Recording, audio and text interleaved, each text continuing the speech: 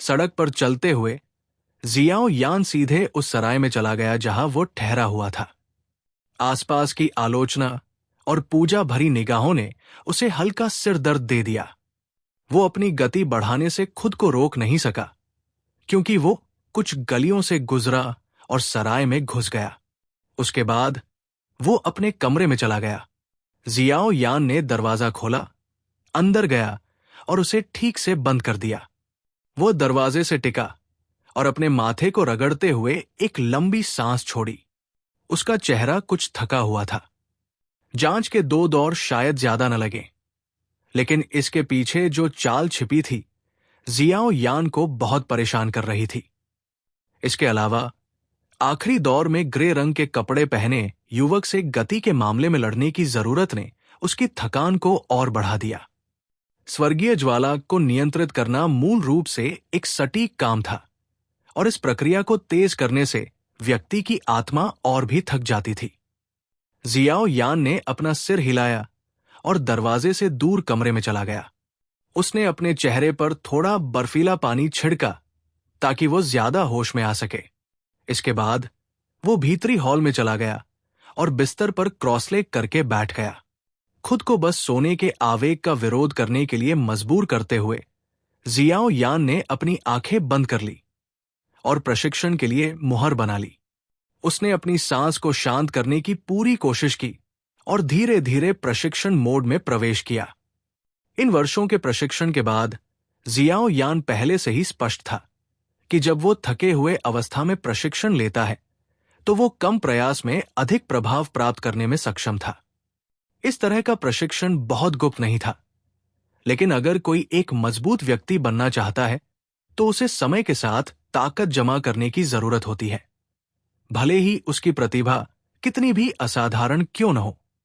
याओ लाओ ने कहा था कि एक व्यक्ति लंबे समय तक ताकत जमा करने के बाद ही तेजी से आगे बढ़ सकता है। ये मजबूत बनने का सच्चा रास्ता था। जियाओ यान ने भी गहराई से यही महसूस किया। जैसे जैसे जियाओ यान धीरे धीरे अपने प्रशिक्षण मोड में प्रवेश करता गया, उसकी थोड़ी सी ऊपर नीचे होती छाती भी चुपचाप शांत हो गई। काफी देर बाद आखिरकार एक छोटी सी ऊपर नीचे हुई। आसपास का माहौल थोड़ा उतार चढ़ाव वाला था। नंगी आंखों से दिखाई देने वाली असंख्य ऊर्जा प्रवाह जियाओ यान की सांसों का अनुसरण करते हुए उसके शरीर में प्रवाहित हुई। अंत में वे परिष्कृत हो गए, शुद्ध ऊर्जा में बदल गए, जिसने उसके शरीर के भीतर नसों, हड्डियों और कोशिकाओं पर आक्रमण किया। ऊर्जा के आक्रमण के तहत जियाओ यान स्पष्ट रूप से महसूस कर सकता था कि उसकी मानसिक थकान ज्वार की तरह वापस आ रही थी। लगभग 2 घंटे तक प्रशिक्षण जारी रहने के बाद जियाओ यान, जो लकड़ी के खंभे की तरह बिस्तर पर बैठा था, ने अचानक अपनी उंगली हिलाई। उसकी आंखें धीरे धीरे खुली और उन काली पुतलियों में एक चमक चमक उठी। जियाओ यान ने अपना मुंह खोला और कुछ हद तक काली गंदी हवा बाहर निकली। इसमें हल्की तीखी गंध थी। जियाओ यान ने अपनी गर्दन घुमाई, अपना सिर नीचे किया और अपने बाएं हाथ की मध्यमा उंगली को देखा जो हल्की काली थी। उसकी भौहें थोड़ी सिकुड़ गई और उसने धीरे से कहा, "ये लानत वाली चीज, ये बिल्कुल टर्सल हड्डी के भीतर कीड़ा की तरह है। मुझे आश्चर्य है कि जहर निकालने से मुझे कुछ हासिल हुआ या नुकसान।" हालांकि जियाओ यान के पास उसकी रक्षा करने के लिए स्वर्गीय ज्वाला थी, लेकिन वो इस जहर को पूरी तरह से नजरअंदाज नहीं कर सकता था, जो लगभग ऐसी चीज थी जो किसी व्यक्ति के शरीर में मौजूद होने पर तुरंत घातक हो सकती थी, है ना? मैं सिर्फ तब तक इंतजार कर सकता हूं जब तक कि शिक्षक जाग न जाए। शायद तभी इस बात को हल करने का कोई उपाय होगा। जियाओ यान ने कड़वाहट से मुस्कुराते हुए अपना सिर हिलाया। उसका सिर गर्म बिस्तर पर गिर गया और उसने बुदबुदाया, "कल ग्रैंड मीटिंग खत्म होने के बाद मैं नालन जी के लिए आखिरी जहर निकालने का सत्र करूंगा। मुझे लगता है कि उसे ठीक होने में सक्षम होना चाहिए। जब वो समय आएगा तो वो समय होगा जब 3 साल के समझौते द्वारा निर्धारित शर्तें पूरी होंगी।" जियाओ यान ने अपने होंठ सिकोड़े। उसने अचानक धीरे से आह भरी। 3 साल हो गए थे। उस समय की वो बिगड़ैल और असभ्य लड़की पहले से ही बदल गई थी और बहुत परिपक्व हो गई थी। अतीत में जियाओ यान ने मूल रूप से सोचा था कि जब वो नालन यानरान को एक बार फिर से देखेगा तो वो निश्चित रूप से इतना क्रोधित होगा कि उसे अपनी भावनाओं को छिपाने में कठिनाई होगी। हालांकि इस बार उनकी मुलाकात के दौरान शायद वर्तमान में यान जियाओं की पहचान का उपयोग करने के परिणाम स्वरूप उसने पाया कि वो लगभग इतना शांत था कि उसने उसे कभी नहीं देखा था। इस अवधि के दौरान वो एक अजनबी की तरह था। उसकी हर हरकत और उसके द्वारा बोले गए शब्दों को ठंडे दिमाग से देख रहा था। 3 साल इसी तरह उस समय के कोमल युवा को और अधिक परिपक्व और स्थिर बना दिया था। उस समय जियाओ कबीले में सगाई रद्द करने का पूरा तमाशा वास्तव में बहुत ही हास्यास्पद था। जब उसे अब याद आया, ये बहुत मजेदार था, लेकिन अब उसके पास पहले जैसा गुस्सा नहीं था। उस समय यह संभावना थी कि युवा की उस तरह की तीव्र प्रतिक्रिया थी, क्योंकि उसका दिल एक बेकार व्यक्ति के नाम से बेहद संवेदनशील था। उसे कबीले के भीतर से उपहास और घमंडी नजरों को सहने के लिए मजबूर होना पड़ा और नालन यानरान ने जबरदस्ती सगाई को समाप्त कर दिया। संयोग से उसके उस कमजोर और संवेदनशील दिल पर एक हिंसक वार किया। इतनी बड़ी ताकत से रौंदे जाने पर जो युवा अब और सहन नहीं कर सकता था, वो अंततः फट गया। यही कारण था कि 3 साल पहले ये घटना घटी थी।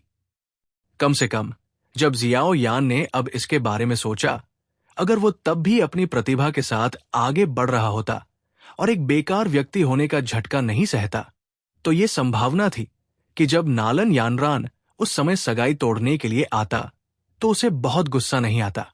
हालांकि जियाओ यान एक बात के बारे में भी निश्चित था, अगर उसे उस समय एक बेकार व्यक्ति होने का अनुभव नहीं होता और नालन यानरान सगाई तोड़ने के लिए नहीं आता, तो वो निश्चित रूप से उस स्थान पर नहीं पहुंच पाता जहां वो वर्तमान में है, जहां अनगिनत लोग उसे प्रशंसा की दृष्टि से देखते हैं। जब वो 20 साल का भी नहीं हुआ था, उन मामलों के बारे में सोचते हुए जिन्होंने उसके भविष्य की दिशा बदल दी थी, जियाओ यान थोड़ा विचलित था। वो कड़वाहट से मुस्कुराया और अपना सिर हिलाया। एक काल्पनिक स्थिति अंततः केवल एक काल्पनिक स्थिति थी। इसलिए चाहे वो वर्तमान में नालन यानरान के प्रति कैसा भी रवैया रखता हो, उसे निश्चित रूप से मिस्टी क्लाउड संप्रदाय में जाना चाहिए। वर्तमान में वो नालन यानरान के प्रति अब बहुत अधिक क्रोध नहीं रखता है, लेकिन उस समय सगाई को जबरदस्ती समाप्त करने के कारण जियाओ कबीले और उसके पिता, जिनका स्थान उसके दिल में बहुत ऊंचा था, पूरी तरह से शर्मिंदा हो गए थे। इस तरह की बात जिया मां साम्राज्य के सामाजिक परिदृश्य में अनगिनत लोगों के सामने उन्हें जोरदार थप्पड़ मारने के समान थी। ये पूरे कबीले के लिए शर्म की बात थी। हालांकि जियाओ झान ने जियाओ यान को भड़काने के डर से शादी की सगाई रद्द होने के बाद कभी इस मामले का उल्लेख नहीं किया था, लेकिन बाद वाला ये बहुत स्पष्ट था कि चाहे जो भी हुआ हो, जियाओ झान के दिल में कठोर भावनाएं थी। जियाओ कबीले के अस्तित्व के कई वर्षों के दौरान वो पहला कबीला नेता था जिसने कुछ शर्मनाक अनुभव किया, जैसे कि लोग जबरदस्ती उनके दरवाजे पर पहुंचे और दबंग लहजे में उनके पिता द्वारा वादा की गई शादी की सगाई को जबरन खत्म कर दिया। इसके अलावा अपंग नाम वाले इस युवक ने जियो कबीले के मुख्य हॉल में अपने पिता से जिद करके वादा किया था कि वो अपमान का बदला लेगा।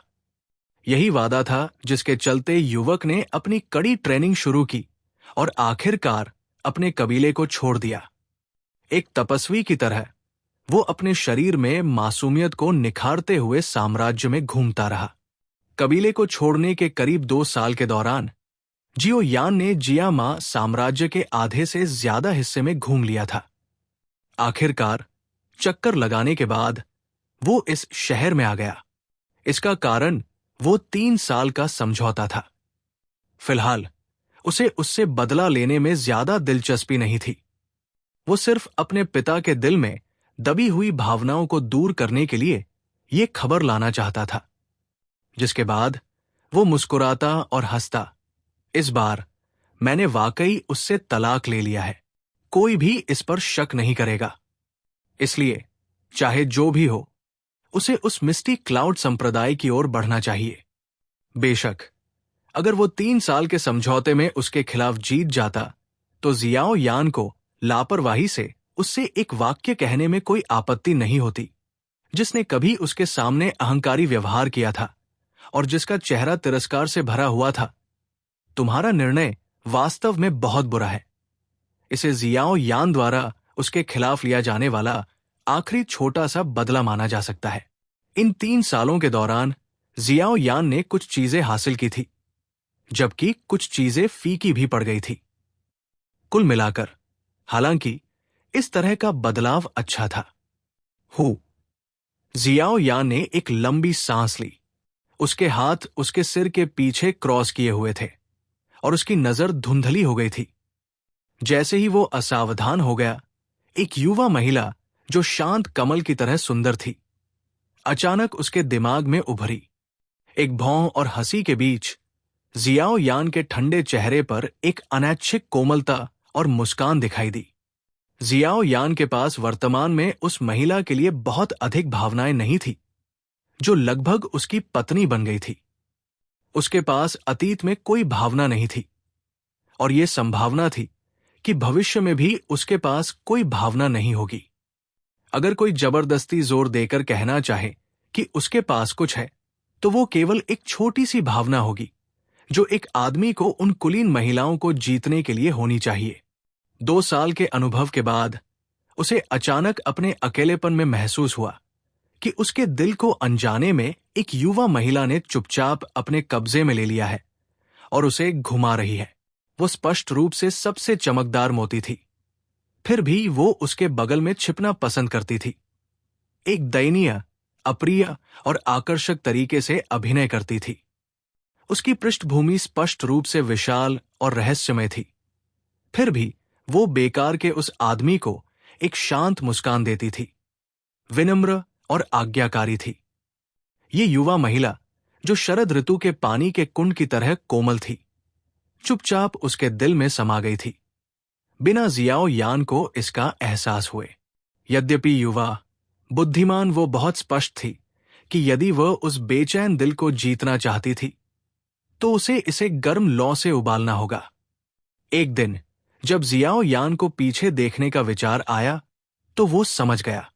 जुनेर, मेरा इंतजार करो। एक बार जब मैं यहां की चीजें व्यवस्थित कर लूंगा तो मैं तुम्हें ढूंढने जाऊंगा। जब वो उस सुंदर और मार्मिक चेहरे को याद कर रहा था, उसके दिल में एक गर्म धारा बह रही थी और वो धीरे से बुदबुदा रहा था। खांसी। जैसे ही जियाओ यान बुदबुदा रहा था, छत से अचानक एक हल्की सी आवाज आई। कौन है? हालांकि आवाज हल्की थी, लेकिन जब जियाओ यान जैसी असाधारण संवेदन क्षमता वाले व्यक्ति ने इसे सुना तो ये निस्संदेह एक बहुत तेज दबी हुई आवाज थी। तुरंत उसके हाव भाव बदल गए और वह चिल्लाया। जिस क्षण उसने चिल्लाया, जियाओ यान की हथेली बिस्तर पर जोर से टकराई। उसका शरीर खिड़की से बाहर की ओर कोमल तरीके से उछला। उसके पैर की नोक ने धीरे से एक उभरे हुए पत्थर पर दबाव डाला और उसका शरीर एक विशाल पक्षी की तरह छत की ओर उछला। बर्फीली ठंडक लिए हुए उसकी नजर तुरंत उसके आसपास से गुजर गई। चांदी का चांद आसमान में ऊंचा लटका हुआ था और एक हल्की चांदनी पूरे शहर में चमक रही थी। चांदनी उधार लेने के बावजूद जियाओ यान को छत पर एक भी व्यक्ति नहीं दिखाई दिया। जियाओ यान ने अपनी आंखें सिकोड़ ली और एक बार अपने आसपास की चीजों पर नजर घुमाई। चांद की रोशनी में जियाओ यान 100 मीटर के दायरे तक साफ साफ देख सकता था। हालांकि उसे अभी भी एक भी व्यक्ति नजर नहीं आया। भौं सिकोड़ते हुए जियाओ यान धीरे धीरे छत पर चला गया। कुछ पल बाद वो नीचे झुका और एक टूटी हुई टाइल को ध्यान से देखने लगा। टाइल पर दरार की रेखाएं आसानी से देखी जा सकती थी। जाहिर है ये अभी अभी टूटी थी। जियाओ यान की हथेली ने छत की टाइल खोदी, नीचे से कुछ लैंप की रोशनी चमकी। संयोग से नीचे का कमरा जियाओ यान के पास था। निगरानी। जियाओ यान का चेहरा काला और ठंडा था। उसके हाथ में टाइल तुरंत पाउडर के ढेर में बदल गई। उसने अपने हाथों को थपथपाया, खड़ा हुआ और अपने दिल में खुद से बोला, दूसरी पार्टी के इतने कम समय में गायब हो जाने के लिए उसकी ताकत कम से कम डू वांग वर्ग में तो होनी चाहिए। जियामा पवित्र शहर में ऐसा लगता है कि केवल कुछ ही कबीले हैं जिनके पास डू वांग है। नालन कबीला, म्यू कबीला, प्राइमर कबीला, शाही परिवार। अब बाहर आओ। सिर छिपाकर और पूंछ दिखाकर तुम किस तरह के भयानक व्यक्ति हो? सोच में डूबे जियाओ यान ने अचानक अपना सिर घुमाया और एक निश्चित दिशा में ठंडे स्वर में पुकारा। चीख छत के चारों ओर घूमती रही और एक पल बाद गायब हो गई। हालांकि उसके आसपास अभी भी थोड़ी सी भी हलचल नहीं थी। क्या कोई नहीं है? यह देखकर कि उसकी पुकार विफल हो गई थी, जियाओ यान ने अपने कंधे उचका दिए और असहाय होकर आह भरी। उसकी नजर एक बार फिर अपने आसपास घूमी। अंत में वो केवल नीचे कूद सकता था और अपने कमरे में वापस आ सकता था। जियाओ यान के नीचे कूदने के बाद छत पर सन्नाटा छा गया।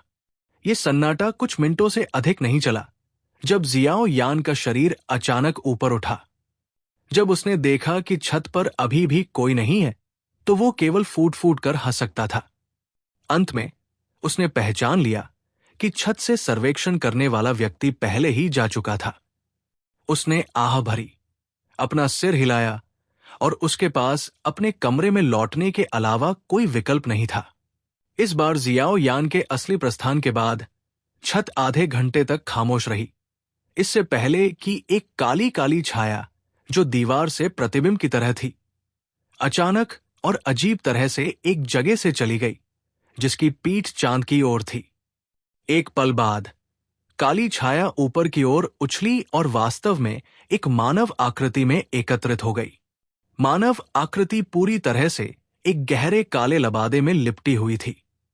उसने बेतरतीब ढंग से उस जगह पर नजर डाली जहां से जियाओ यान गायब हो गया था। अपना सिर थोड़ा ऊपर उठाया और एक बूढ़ा चेहरा दिखाया जो गहरा रंग लिए हुए लग रहा था। हे, ये छोटा सा साथी बहुत संवेदनशील है। काले लबादे वाला व्यक्ति धीरे से हंसा और फुसफुसाया, अगर मैंने अचानक अपनी महिला का नाम नहीं सुना होता तो मैं भी इतनी नीच गलती नहीं करता। अगर दूसरों को पता चल जाता कि डूशी क्लास के एक लड़के ने वास्तव में मेरी उपस्थिति का पता लगा लिया है तो क्या मैं अपना सारा सम्मान नहीं खो दूंगा? इस छोटे से साथी को जियाओजी के लिए कुछ भावनाएं हैं। बूढ़े आदमी ने झल्लाहट भरे अंदाज में कहा, सबसे बड़ी सिरदर्द वाली बात यह है कि मेरी महिला के मन में इस छोटे से आदमी के लिए भावनाएं हैं। यह ठीक नहीं होगा। हालांकि जियाओ यान की प्रशिक्षण प्रतिभा काफी अच्छी है, लेकिन वो आवश्यक आवश्यकताओं को पूरा करने से बहुत दूर है। अगर कोई जियामा साम्राज्य इस टूटी हुई जगह में घूमता रहे तो वो कितना महान हो सकता है। अगर ऐसा ही चलता रहा तो वो बहुत निराश महसूस कर सकता है। नौजवान, क्या तुम्हें सच में लगता है कि अपनी बेटी को रिझाना इतना आसान है? काले लबादे वाले बूढ़े आदमी ने आह भरी और बुदबुदाया, लेकिन इस छोटे से आदमी के आसपास कुछ लोग काफी मजबूत हैं। पिछली बार जिया लाओ नाम के उस बूढ़े आदमी ने मेरी उपस्थिति का पता लगा लिया था। एक मजबूत व्यक्ति जो डू जोंग वर्ग में कदम रखने वाला है वो वास्तव में अलग है। इसे भूल जाओ। ये सौभाग्य की बात है कि ये छोटा आदमी मिस्टी क्लाउड संप्रदाय में जल्दी जा रहा है। एक बार जब मैं यहां काम खत्म कर लूंगा तो मैं अपनी महिला की रक्षा करने के लिए वापस आ सकता हूं। काले लबादे वाले बूढ़े ने अपने दोनों हाथ फैलाए और अपने शरीर को घुमाया। उसका शरीर थोड़ा कांप उठा और काला लबादा धीरे धीरे धुंधला होने लगा। अंत में ये एक काली काली छाया में बदल गया जो बिजली की तरह अंधेरे में चली गई और फिर पूरी तरह शांत हो गई। जियाओ यान, जो अपने कमरे में वापस आ गया था, एक मेज के पास बैठ गया। उसने अपना सिर उठाया और छत को ध्यान से देखा जब तक कि उसकी गर्दन में थोड़ा दर्द नहीं होने लगा।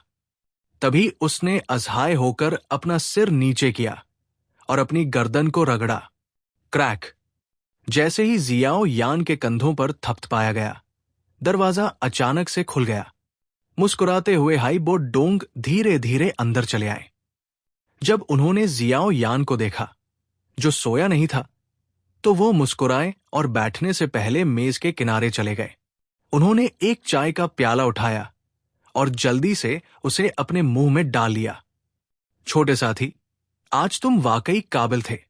हाँ, तुम वास्तव में उस बूढ़े साथी फामा को पूरी तरह से चौंका देने में कामयाब रहे। जियाओ यान ने हाइबो डोंग को देखा और मुस्कुराया। उसने अपनी ठुड्डी को सहलाया। अचानक बोलने से पहले एक पल के लिए झिझका। बूढ़े हाई, मुझे आश्चर्य है कि क्या आपने हाल ही में किसी को हमारा पीछा करते हुए महसूस किया है? पीछा कर रहे हैं?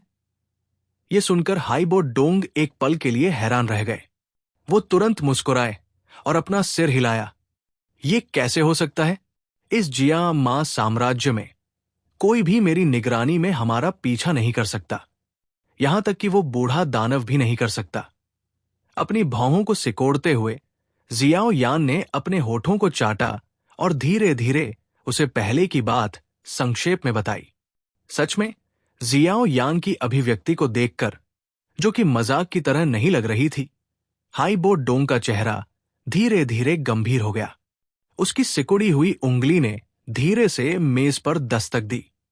थोड़ी देर बाद उसे अचानक कुछ याद आया और उसने धीरे से कहा, छोटे साथी, मैं तुम्हें कुछ बताऊंगा, लेकिन यह मामला ऐसा है जिसके बारे में मुझे यकीन नहीं है। हाइबो डोंग के गुप्त तरीके को देखकर जियाओ यान दंग रह गया और उसने अनिश्चितता से पूछा, क्या है? आपको उस समय यान शहर में 2 रहस्यमयी डू हुआंग के साथ हमारी लड़ाई के बारे में पता होना चाहिए, है ना? हाइबो डोंग ने अपनी दाढ़ी को सहलाया और धीरे से भौहें सिकोड़ते हुए बोला, उस समय मुझे अस्पष्ट रूप से लगा कि वहां एक और बेहद मजबूत क्यूई मौजूद थी। हालांकि उस समय ये एक दबावपूर्ण स्थिति थी और मैं इसे बहुत स्पष्ट रूप से महसूस करने में असमर्थ था। उस समय से मैंने इसे कुछ और बार महसूस किया है और वे संवेदनाएं भी इसी तरह अस्पष्ट थी। आज रात आपने जो कहा है, उसे सुनकर मुझे लगता है कि कोई रहस्यमय व्यक्ति है जो लंबे समय से हमारे पीछे चल रहा है। हाइबो डोंग की नरम आवाज ने जियाओ यान को अचानक थोड़ा डरावना महसूस कराया। उसने अपनी लार निगल ली और धीरे से बोला, क्या तुम भी इसे महसूस नहीं कर सकते? ऐसा कैसे हो सकता है? मुझे मत बताओ कि रहस्यमय व्यक्ति एक डूजोंग है। ओह! हाइबो डोंग ने कड़वाहट से मुस्कुराते हुए अपना सिर हिलाया। उसने आह भरी। मैंने पहले ही आपको बताया है कि यह केवल मेरा अनुमान है। हम निश्चित नहीं हो सकते कि ऐसा कोई व्यक्ति है, या हम अत्यधिक संवेदनशील हैं। यह सुनकर जियाओ यान भी फूट फूट कर हंसा। उसने भौहें सिकोड़ी और बार बार इस पर सोचा, लेकिन वो ये नहीं सोच पाया कि वो कब संपर्क में आया और डूजोंग श्रेणी के मजबूत व्यक्ति को नाराज कर दिया। ठीक है, इतना परेशान मत हो। ऐसे मामलों में हम प्रकृति को अपना काम करने देते हैं। अगर कोई वाकई हमारा पीछा कर रहा है, तो उसके इरादे जरूर होंगे। चूंकि ऐसा है, मुझे लगता है कि वो जल्द या बाद में खुद को दिखाएगा। हाइबो डोंग ने जियाओ यान के कंधों को थपथपाया और सांत्वना दी। जियाओ यान ने कड़वाहट से मुस्कुराते हुए सिर हिलाया। अभी के लिए वो केवल इस तरह से सोच सकता था। है, क्या तुम आज रात कुछ अच्छा करने के लिए जाने में रुचि रखते हो? फामा और जियालाओ, वे 2 बूढ़े साथी मौजूद रहेंगे। हाइबो डोंग ने अचानक मुस्कुराते हुए कहा, ओ, तुम तीनों एक साथ अभिनय कर रहे हो? तुम क्या करना चाहते हो? यह सुनकर जियाओ यान क्षण भर के लिए हैरान रह गया और तुरंत स्तब्ध होकर बोला, 3 डू हुआंग एक साथ अभिनय कर रहे हैं। वे किसके घर को पलटने की योजना बना रहे थे? ही, मुझे मत बताओ कि ये भूरे रंग के लबादे वाले युवक की वजह से है। जियाओ यान ने अपनी भौहें सिकोड़ ली। कुछ देर बाद बोलते समय उसकी भौहें तंग गई। ये वही आदमी है। फामा को लगता रहता है कि कुछ गड़बड़ है, इसलिए वो जाकर उसकी पृष्ठभूमि की जांच करना चाहता है। तुम्हें यह भी पता होना चाहिए कि अगर चू यून साम्राज्य का कोई व्यक्ति जिया मा साम्राज्य की ग्रैंड मीटिंग का चैंपियन बन जाता है तो एसोसिएशन की प्रतिष्ठा को कितना बड़ा झटका लगेगा। हाइबो डोंग ने मुस्कुराते हुए कहा, तुम नहीं जा रहे हो। जियाओ यान का हाथ उसके गले पर क्षैतिज रूप से फिसल गया और उसने धीरे से कहा, हम स्थिति को देखेंगे। इस संभावना से इनकार नहीं किया जा सकता। फामा, उस बूढ़े आदमी की मदद करके इस बार वो मेरा एहसान मानेगा। हा, हाइबो डोंग ने फिर से मुस्कुराते हुए कहा, तुम सभी निर्दयी हो। जियाओ यान ने अपने मुंह के कोने को खींचा। क्या ग्रैंड मीटिंग के पीछे का दृश्य बहुत अंधकार में नहीं था? टीएल, बहुत पक्षपातपूर्ण। मुझे ये बकवास मत बताओ। अगर तुम उस आदमी की पृष्ठभूमि देखना चाहते हो तो मेरे पीछे आओ। हाइबो डोंग खड़ा हो गया। कमरे से बाहर निकलते समय उसका शरीर हिल रहा था। उसके पीछे जियो यान एक पल के लिए झिझका और उसके पीछे चला गया। वो वास्तव में देखना चाहता था कि क्या उस आदमी में इतनी कम उम्र में वाकई इतनी क्षमता थी या इसके पीछे कोई और कारण था।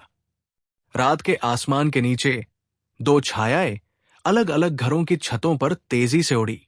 कुछ घरों के बीच में विशाल सड़कें थी और हालांकि रात हो चुकी थी फिर भी बहुत सारे लोग सड़कों पर शोर मचाते हुए भरे हुए थे।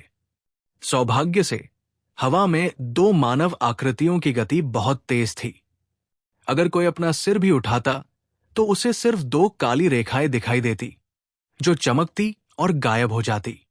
जियाओ यानहेबो डोंग के पीछे पीछे चला गया और उसके शरीर में डू क्यूई धीरे धीरे लुढ़कने लगा, जिससे उसके शरीर की मांसपेशियों में कभी न खत्म होने वाली ऊर्जा की लहरें पैदा होने लगी। उसके पैरों की नोक ने धीरे से छत पर दबाव डाला और उसका शरीर तेजी से आगे की ओर बढ़ा। हम यहां हैं। जियाओ यानहेबो डोंग का पीछा करते हुए कुछ दूर तक आगे बढ़ा। उसके सामने हेबो डोंग ने अचानक चेतावनी दी। ये सुनकर जियाओ यान ने अपना सिर हिलाया। उसका शरीर जो आगे की ओर झुका हुआ था थोड़ा नीचे झुक गया। जब उसके पैर जमीन पर पड़े तो उसकी हथेली भी छत की टाइलों पर धीरे से चिपक गई, जिससे वो एकदम सही तरीके से उतरा। हल्की आवाज आई, लेकिन उसके अलावा नाजुक टाइलों पर जरा सी भी दरार नहीं थी। जियाओ यान ने अपना हाथ थपथपाया और खड़ा हो गया।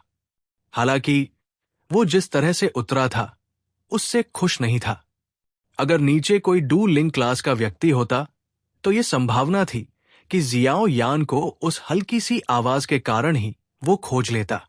जियाओ यान ने अपना सिर उठाया और फामा और जिया लाओ को देखा जो बड़ी छत पर आराम से बैठे थे।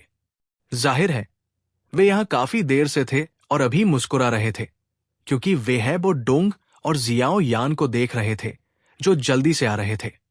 छत पर झाड़ू लगाने के बाद जियाओ यान और हैबो डोंग फामा और जिया लाओ के पास दिखाई दिए। चारों जोड़ी आंखों ने एक दूसरे को देखा और वे सभी चुपचाप हंस पड़े। मुझे पता था कि तुम पीछा करोगे, फामा ने मुस्कुराते हुए कहा और जियाओ यान को देखा। मुझे भी उस आदमी में काफी दिलचस्पी है। इतनी उम्र में उसके पास इतनी भयानक क्षमता है। इस तरह की प्रतिभा को असामान्य कहा जा सकता है। जियो यान ने आह भरी। अगर वो व्यक्ति वास्तव में उतना ही बूढ़ा था जितना वो सतह पर दिखाई देता था तो ये वास्तव में दूसरों के लिए काफी बड़ा झटका था। दवा को परिष्कृत करते समय उसने जो निपुणता दिखाई उसे देखते हुए ये संभावना थी कि वो किसी टियर 4 कीमियागर के आसपास होना चाहिए। 17 वर्षीय टियर 4 कीमियागर। जियो यान ने अपनी जीभ चटकाई। उस समय जब गुहे टियर 4 कीमियागर तक पहुंचा तो उसकी उम्र लगभग 30 थी। फिर भी यह व्यक्ति उसकी उम्र का लगभग आधा था। अगर उसकी उम्र सच थी तो भविष्य में धीरे धीरे बड़ा होने पर वो किस तरह का भयानक व्यक्ति होगा। टियर 7 या शायद टियर 8। इस तरह का स्तर मूल रूप से डू क्यूई महाद्वीप के शिखर पर खड़े होने के लिए पर्याप्त था। यहां तक कि वर्तमान जियो यान ने अभी अभी टियर 3 कीमियागर के स्तर पर कदम रखा था। यह केवल ग्रीन लोटस कोर फ्लेम के कारण था। जब उन दोनों की तुलना की गई तो उनके बीच का बड़ा अंतर लोगों को चौंका देता था।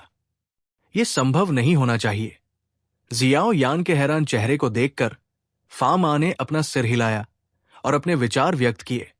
अगर चू यून साम्राज्य में वाकई कोई ऐसा प्रतिभाशाली व्यक्ति दिखाई देता तो बहुत पहले ही हंगामा मच जाता। ये असंभव है कि हमें थोड़ी सी भी खबर न मिले। आखिरकार ऐसे प्रतिभाशाली 17 वर्षीय कीमियागर की खबर वाकई बहुत ज्यादा पागल करने वाली होगी। अरे, तुम यहां इस बारे में बेतरतीब ढंग से क्यों अनुमान लगा रहे हो? चलो जल्दी से जांच करते हैं।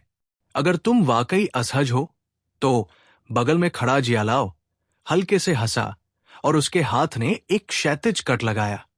इतने मजबूत व्यक्ति के लिए किसी व्यक्ति को मारते समय उसके मन में लगभग कोई भावनात्मक उतार चढ़ाव नहीं हो सकता था। उनके लिए लोगों को मारना ऐसा था जैसे वे मुर्गे को मार रहे हों। वो इतने गहरे दायरे में था कि जियाओ यान कड़वी मुस्कान के साथ मुस्कुराने से खुद को रोक नहीं सका। के चलो, फामा मुस्कुराया और बिना किसी असहमति के सिर हिलाया। जाहिर है उसने चुपचाप स्वीकार किया था कि ये एक ऐसा कदम था जो असंभव नहीं था। उसने हाइबो डोंग और जियाओ यान को देखकर मुस्कुराया और शहर के दक्षिण की ओर एक आलीशान सराय की ओर अपना शरीर आगे बढ़ाने में अग्रणी भूमिका निभाई। जब उसने अपने सामने से गुजरने वाली 3 मानव आकृतियों को देखा तो जियाओ यान ने थोड़ी देर के लिए हिचकिचाहट दिखाई और फिर उनका बारीकी से पीछा करना शुरू कर दिया। उस व्यक्ति का उससे कोई लेना देना नहीं था। अगर वो व्यक्ति मारा गया तो ऐसा ही हो। किसी भी मामले में जियाओ यान के मन में उस व्यक्ति के बारे में अच्छी धारणा नहीं थी। वो कोई शैतानी व्यक्ति नहीं था। अगर दूसरे उसे नाराज नहीं करते तो वो दूसरों को नाराज नहीं करेगा। हालांकि जब उसका सामना ऐसे लोगों से होता है जिनका उससे कोई संबंध नहीं होता तो जियाओ यान अभी भी उदासीन होने की स्थिति में पहुंच सकता है।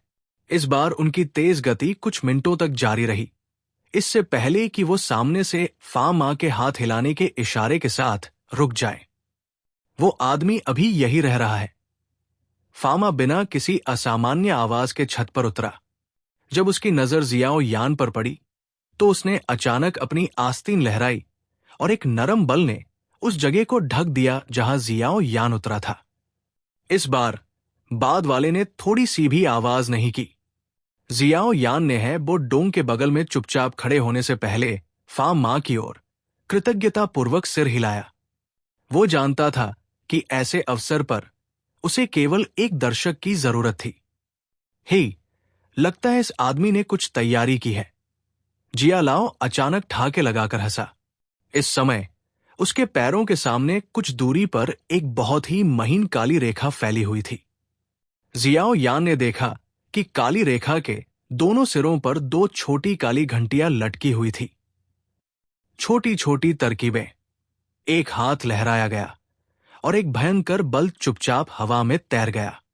2 काले रंग की छोटी घंटियां जब शून्य में हिलाई गई तो उनमें से थोड़ी सी भी आवाज नहीं आई। मुझे अनुमति दे। हाइबो डोंग मुस्कुराया। उसका सिकुड़ा हुआ हाथ, जो सड़ी हुई लकड़ी की तरह था, धीरे धीरे उसकी आस्तीन से बाहर निकला। एक हल्का सफेद रंग का कोहरा उसके हाथ को ढक रहा था। उस बर्फीली ठंडी हवा के कारण आसपास का तापमान तुरंत काफी कम हो गया। जैसे ही उसने अपनी हथेलियों को धीरे से नीचे की ओर दबाया, टाइल पर एक सफेद रंग का कोहरा छा गया। अंत में यह तेजी से बाहर की ओर फैलने लगा। एक पल में इसने पूरी छत को ढक लिया। बर्फ का दर्पण। जगह को ढकने वाले सफेद रंग के कोहरे को देखते हुए हाइबो डोंग ने धीरे से चिल्लाया। कोहरा तेजी से जम गया। अंत में छत को ढकने वाली पतली बर्फ की परत में बदल गया। प्रकट। हाइबो डोंग ने एक बार फिर धीरे से चिल्लाया। जियो यान को अचानक एक विचित्र एहसास हुआ। सफेद, पतली बर्फ का यह विशाल विस्तार वास्तव में भ्रमपूर्ण होने लगा। एक पल में एक विशाल कमरा पतली बर्फ पर प्रक्षेपित किया गया, बिल्कुल एक फिल्म की तरह, जिसमें सभी शरीर बर्फ की परत पर स्पष्ट रूप से अंकित हो रहे थे। जब उसने ये सब पूरा कर लिया तो हाइबो डोंग ने उसके हाथ थपथपाए। उसने जियाओ यान के हैरान चेहरे को देखा और मुस्कुराए बिना नहीं रह सका और समझाया, ये बस एक छोटी सी चाल है। मैंने कमरे में घुसने के लिए ठंडी हवा का इस्तेमाल किया, जिसके बाद ये बर्फ के टुकड़ों में बदल गई, जिन्हें खोजना आसान नहीं है। अंत में इन बर्फ के टुकड़ों का प्रतिबिंब अंदर की सारी चीजों को प्रक्षेपित करेगा। बर्फ पर कितना शानदार नियंत्रण है, जियाओ यान ने प्रशंसा की। यह केवल एक छोटी सी चाल है और इसका केवल इतना ही प्रभाव है, ये उल्लेख करने लायक नहीं है। हाइबो डोंग ने अपना हाथ हिलाते हुए मुस्कुराया। हालांकि उसने अपने मुंह से यही कहा था, लेकिन हाइबो डोंग ने अपने चेहरे पर गर्व नहीं छिपाया। मुस्कुराते हुए जियाओ यान ने अपनी नजर अपने पैरों के नीचे बर्फ की परत पर डाली। वर्तमान में कमरे में कोई नहीं था। यह संभावना थी कि भूरे रंग के लबादे वाला युवक अभी तक वापस नहीं आया था। चलो इंतजार करते हैं।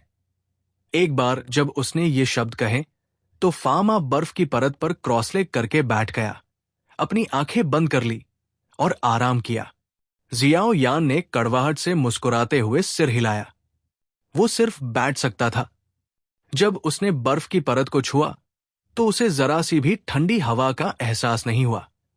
यह संभावना थी कि बर्फ पर कम तापमान को पहले ही हाइबो डोंग ने दबा दिया था। तुरंत जियाओ यान ने एक बार फिर बर्फ को नियंत्रित करने की अपनी क्षमता के बारे में और भी अधिक सोचा। जियाओ यान और बाकी सभी के शांत होते ही छत पर सन्नाटा छा गया। जब यह सन्नाटा लगभग आधे घंटे तक कायम रहा तो बर्फ की परत के भीतर कमरे का दरवाजा अचानक हिल गया।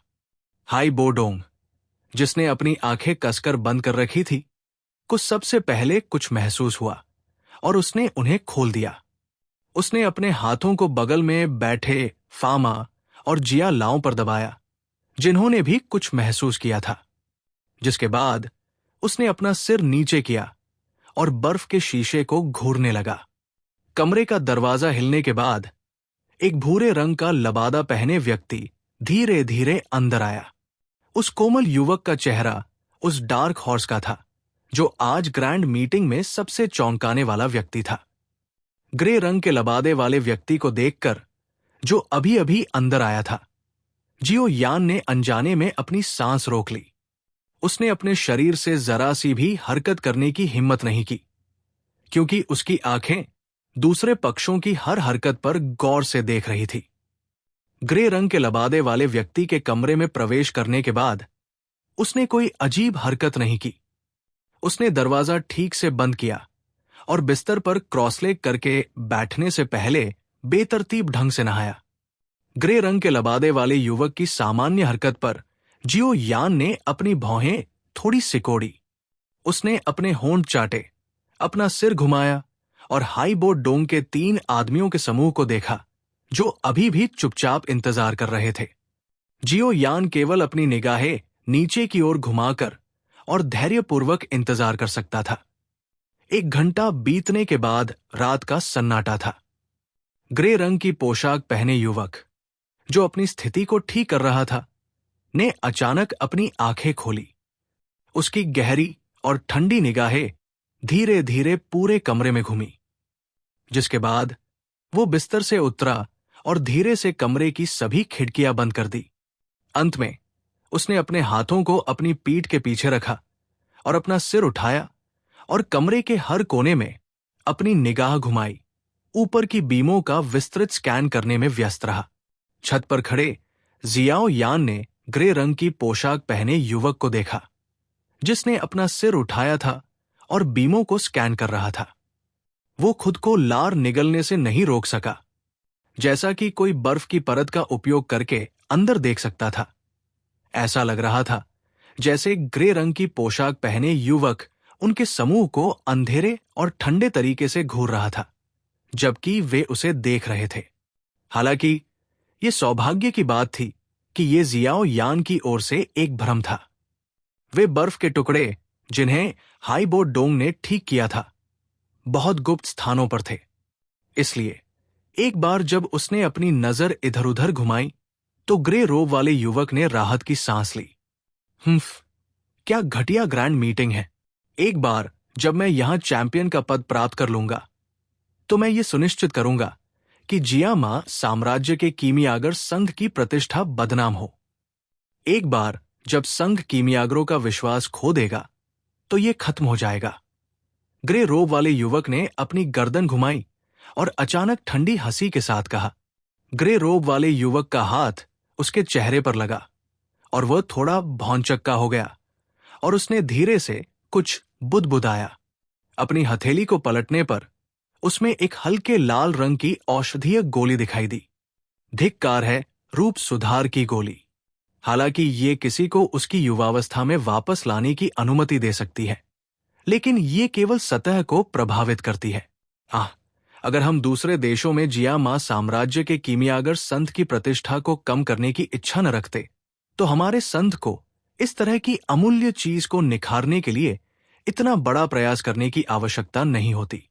इसके अलावा अगर कोई अपनी पिछली शक्ल वापस पाना चाहता है तो उसे लगातार एक खास औषधीय गोली खाने की जरूरत होगी। इस तरह की खपत बहुत ज्यादा है। भूरे रंग के लबादे वाले युवक ने धीरे से बुदबुदाया। उसने हल्के लाल रंग की औषधीय गोली को अपने मुंह में दबाया।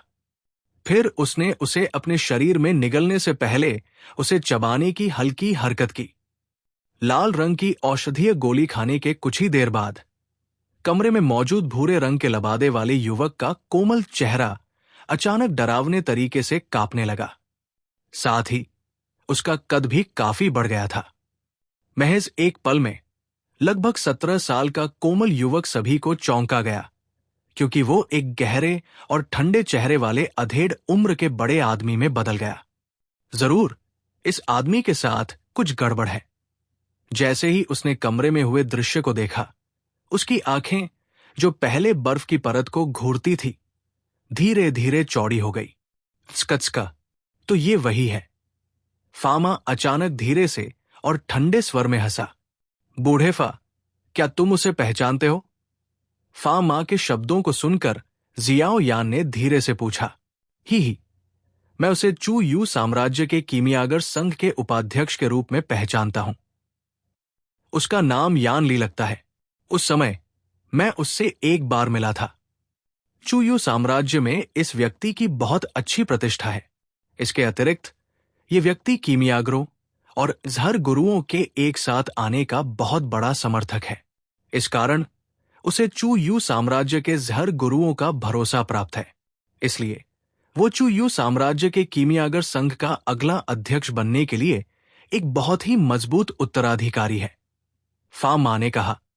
बस मुझे उम्मीद नहीं थी कि ये व्यक्ति अकेले जिया मां साम्राज्य में आने की हिम्मत करेगा। ये वास्तव में कुशल लोगों का मामला है जो वास्तव में बहुत साहसी होते हैं। फामा ने हल्के से मुस्कुराते हुए कहा। अब हम क्या करेंगे? हाइबो डोंग ने लापरवाही से पूछा। पहले देखते हैं। फामा ने कुछ पल सोचा और फिर उन दोनों को धैर्य से इंतजार करने और जल्दबाजी न करने का संकेत दिया। जियाओ यान ने अपना सिर थोड़ा हिलाया और बोलना बंद कर दिया। फिर उसने अपना सिर नीचे किया और कमरे के अंदर मौजूद बड़े आदमी पर अपनी नजरें टिका दी। इस समय उसके दिल ने भी राहत की सांस ली थी। यह सौभाग्य की बात थी कि यह व्यक्ति सिर्फ 17 साल का नहीं था। उसकी शक्ल देखकर लगता था कि वो कम से कम 37 साल का होगा। हालांकि ऐसी प्रतिभा को असाधारण माना जा सकता है, लेकिन जियाओ यान ने अपने दिल में जो उसकी क्षमता को पहचाना था, वो पहले की तुलना में अचानक कई गुना कम हो गई थी। जैसे ही कमरे के अंदर मौजूद ग्रे रंग का लबादा पहने व्यक्ति एक कोमल युवा व्यक्ति से एक मध्यम आयु वर्ग के बड़े व्यक्ति में बदल गया, उसके शरीर से एक शक्तिशाली क्यूई भी बाहर निकल आई थी। वो शक्ति शक्तिशाली थी और वास्तव में उसमें डू वांग श्रेणी के मजबूत व्यक्ति की महानता का कुछ अंश था। यह संभावना थी कि इस मध्यम आयु वर्ग के बड़े आदमी का स्तर कम से कम 7 सितारा डू लिंग के आसपास था। अपने मूल रूप में वापस आना कुछ हद तक अधिक आरामदायक है। कम से कम मैं अपनी क्षमता का पूरा 100% उपयोग कर सकता हूं। मध्यम आयु वर्ग के व्यक्ति ने संतुष्टि के साथ मुस्कुराया और अपने शरीर के भीतर घूम रहे बढ़ते बल को महसूस करते हुए मंद स्वर में कहा। जैसे ही उसका हाथ उसके चेहरे को छूता है, मध्यम आयु वर्ग के व्यक्ति को कुछ याद आ जाता है। वो अचानक बिस्तर की तरफ तेजी से चला गया। बिस्तर के पर्दे के पीछे से उसे एक काला धागा मिला और उसने उसे धीरे से खींचा। जब छत पर मौजूद जियाओ यान ने देखा कि बड़े मध्यम आयु वर्ग के व्यक्ति ने काला धागा खींचा है, तो उसके हाव भाव थोड़े बदल गए। उसने अचानक अपनी दृष्टि घुमाई और उसकी निगाहें घंटियों पर टिक गई, जिन्हें जिया लाओ ने पहले पाउडर में बदल दिया था। उस स्थान पर काला धागा अचानक हिल गया। न केवल घंटियां बजना बंद हो गई, बल्कि काला धागा भी नीचे खींच लिया गया। अरे! जैसे ही जियाओ यान ने अपने दिल में बड़बड़ाया, कमरे में एक पल के लिए शांति छा गई। फिर अचानक एक कठोर चीख सुनाई दी। ऊपर कौन है? करो। चीख सुनकर जिया लाओ ठिठुरते हुए हंसा। उसने अपना हाथ हिलाया और उसका शरीर अचानक गायब हो गया। उस भयानक गति ने जियाओ यान की आंखें संकुचित कर दी। जिया लाओ के पीछे हाइबो डोंग और फा मा के शरीर भी एक हल्की हवा में बदल गए और छत से गायब हो गए। कमरे के भीतर बड़े अधेड़ उम्र के आदमी ने काले धागे के किनारे पर नजर डाली जो खाली था। वो क्षण भर के लिए असमंजस में पड़ गया। फिर उसने जल्दी से एक कठोर चीख निकाली। उसी समय उसने ऐसा किया। उसके पैर अचानक जमीन पर पड़े और उसका शरीर एक हिंसक हवा में बदल गया जो खिड़की की ओर बढ़ गई। जैसे ही वो खिड़की से केवल 2 मीटर की दूरी पर था, अधेड़ उम्र के बड़े आदमी का चेहरा अचानक बदल गया। उसका शरीर जो आगे बढ़ रहा था, अचानक रुक गया। उसकी हथेली खंभे पर जोर से लगी, जिससे उसके शरीर को कुछ मीटर तक हिलाने के लिए विपरीत बल मिला। धमाका! इस समय खिड़की अचानक टूट गई। इसमें एक जोरदार सांस और अंतर्निहित शक्ति थी, जो खिड़की के स्थान से अंदर आई और कमरे में मौजूद विशाल खंभे पर जा गिरी।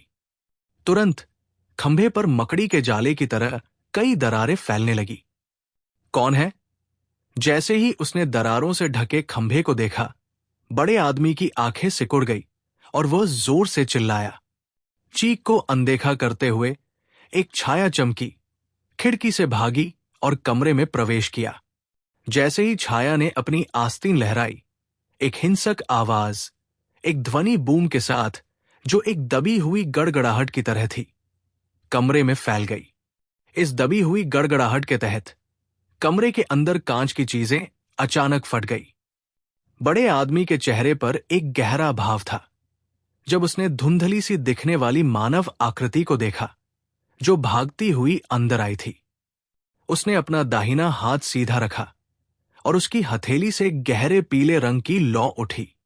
उसका दाहिना हाथ थोड़ा कांप उठा, हाथ के चाकू के आकार में बदल गया और बेरमी से उस व्यक्ति पर हमला कर दिया जो अभी अभी अंदर आया था।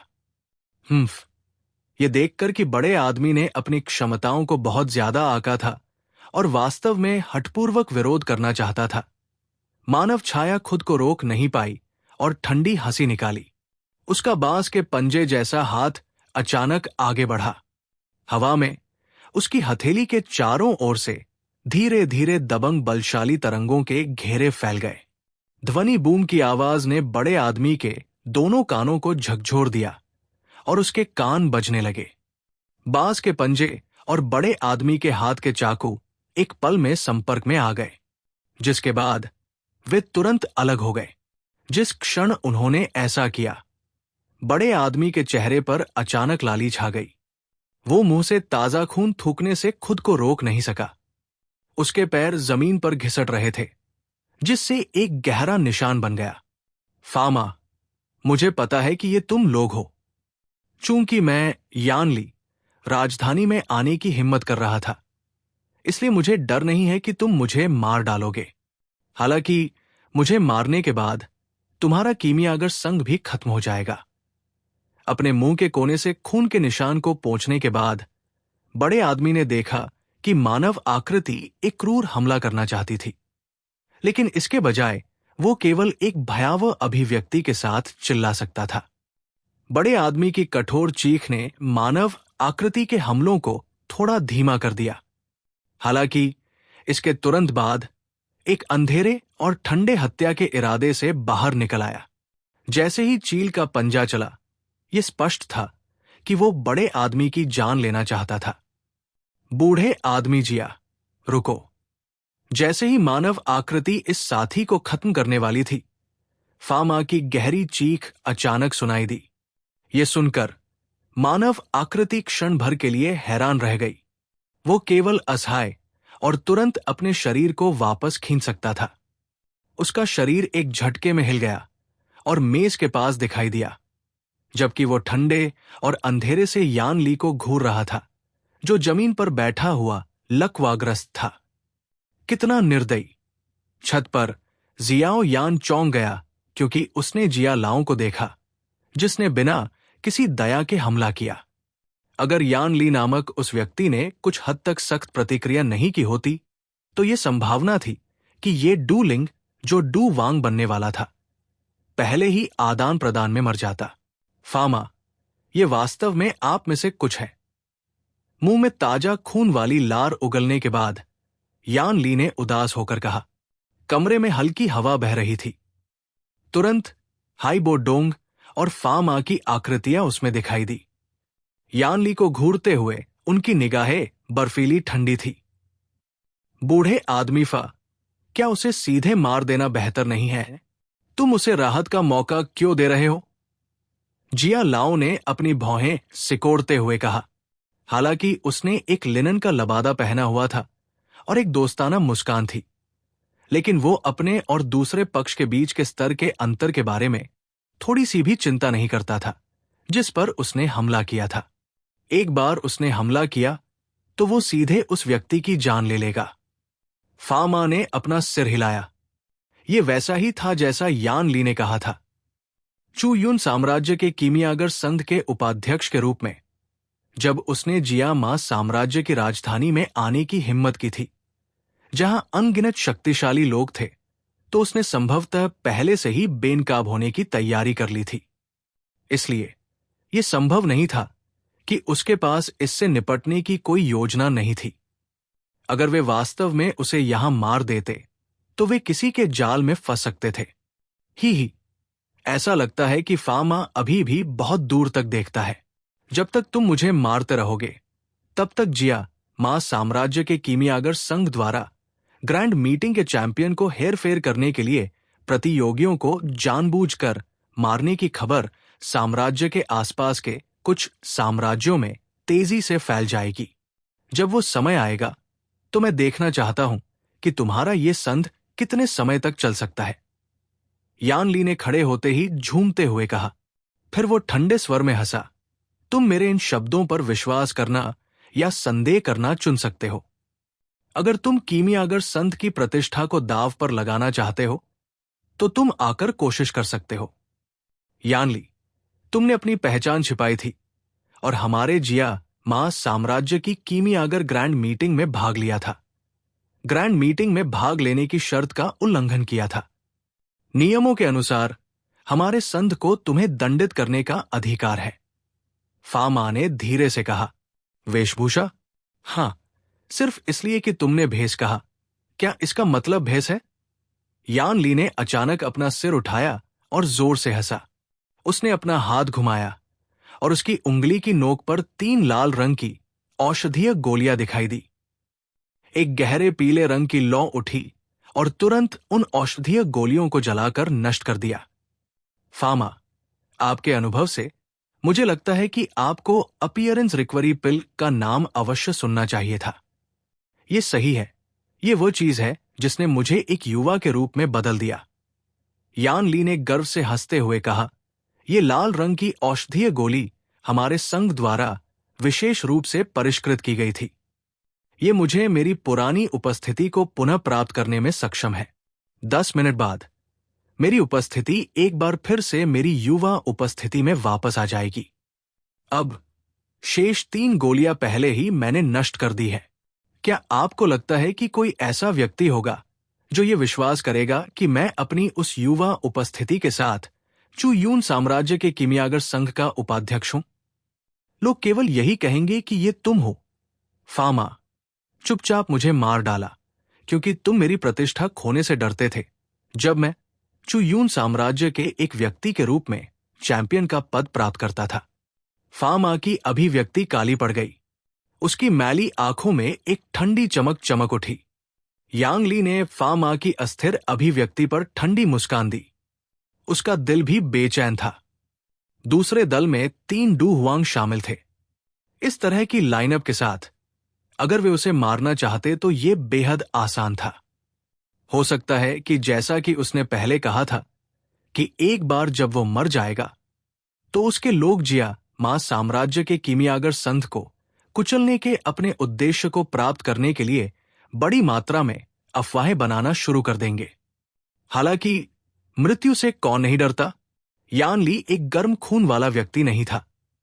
अगर चू यून साम्राज्य के किमियागर संघ के अध्यक्ष का पद जल्द ही खाली नहीं होता और उसके पास काफी मजबूत प्रतियोगी नहीं होते तो वो इतना बड़ा जोखिम नहीं उठाता और इस आयोजन में प्रदर्शन नहीं करता जहां उसके पास चू यून साम्राज्य की किमियागर दुनिया में अपनी प्रतिष्ठा बढ़ाने के लिए अपनी जान गंवाने का एक बड़ा मौका था। जब तक मैं इस बार सफलतापूर्वक वापस आ सकता हूं, किमियागर संघ के अध्यक्ष का पद निश्चित रूप से मेरा होगा। कीमत चुकाए बिना क्या इनाम हो सकता है? इसके अलावा फामा की क्षमता मजबूत हो सकती है, लेकिन वो संघ के बारे में बहुत चिंतित था, इसलिए वो इतना बड़ा जोखिम नहीं ले सकता। आने से पहले यान ली ने फामा के चरित्र का स्पष्ट विश्लेषण किया था। हालांकि विश्लेषण केवल विश्लेषण होता है।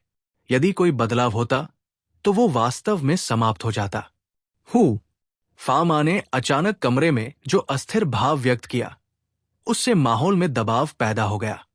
उसने ठंडे स्वर में कहा, ठीक है, मैं अभी तुम्हें नहीं मारूंगा। हालांकि अगर तुम ग्रैंड मीटिंग के चैंपियन स्पॉट को प्राप्त करना चाहते हो तो ये इतना आसान नहीं हो सकता है। तुम्हें इस बारे में चिंता करने की जरूरत नहीं है। इस बार ग्रैंड मीटिंग में यान जियाओ नामक युवक के अलावा बाकी लोगों के बारे में कुछ भी असामान्य नहीं है। अगर मैं युवा पीढ़ी के इन लोगों से भी मुकाबला नहीं कर सकता तो मैं एसोसिएशन के अध्यक्ष के पद के लिए कैसे लड़ पाऊंगा? यान ली ने मुस्कुराते हुए कहा और उसका दिल राहत की सांस ले रहा था। तो बस इंतजार करो और देखो। फामा के मुंह का कोना थोड़ा हिल गया। उसकी आवाज इतनी ठंडी थी कि उसमें जरा सी भी गर्मी नहीं थी। इसके अलावा मुझे उम्मीद है कि तुम चेयरमैन के पद के लिए लड़ने के लिए चू यून साम्राज्य में सफलतापूर्वक वापस आ सकोगे। चलो चलते हैं। फामा ने अपनी आस्तीन को धीरे से हिलाते हुए धीमी आवाज में पुकारा। यान ली के बदसूरत चेहरे के भाव के नीचे उसका शरीर एक काली छाया में बदल गया और कमरे से बाहर निकल गया। उसके पीछे हाई बोडोंग और जिया लाओ केवल असहाय रूप से उसका पीछा कर सकते थे। बूढ़े साथी, तुमने वास्तव में मुझे धमकी देने की हिम्मत की। जब तक मैं चैंपियन बन जाता हूं, मेरा प्रदर्शन स्वाभाविक रूप से बहुत बढ़िया रहेगा। मुझे विश्वास नहीं है कि तुम उस समय मुझ पर हमला करने की हिम्मत करोगे। यान ली ने अपने दांत भींचे और उदास होकर कहा। उसने अपना चाय का प्याला उठाया और हिंसक रूप से उसे अपने मुंह में डाला। तभी उसे एहसास हुआ कि उसका हाथ इस तरह से कांप रहा था कि कोई गलती नहीं हो सकती थी। ऐसा लग रहा था कि कांपना डर के कारण था। यदि वो चैंपियन नहीं बनता तो 3 डू हुआंगों द्वारा पीछा किए जाने के कारण उसके पास बचने का कोई रास्ता नहीं बचता। रात के आसमान के नीचे 4 परछाइयां चुपचाप चमक उठीं, खामोशी में लिपटी हुई। हे ओल्ड मैन फा, हमने पूरी रात बर्बाद कर दी है। अब तुम खाली हाथ ही जाना चाहते हो? आखिरकार हाई बो डोंग अपने पैरों की उंगलियों को छतों पर दबाते हुए बोलने के लिए अपना मुंह खोलने से खुद को रोक नहीं पाया। एक तरफ जिया लाओ ने भी अपना सिर हिलाया। अपने चरित्र के साथ वो स्वाभाविक रूप से खाली हाथ नहीं जाएगा। ये खाली हाथ किस तरह से है? क्या हम पहले से ही उस आदमी की असली पहचान नहीं जानते हैं? अब हमारे दिलों में कम से कम कुछ आधार तो है।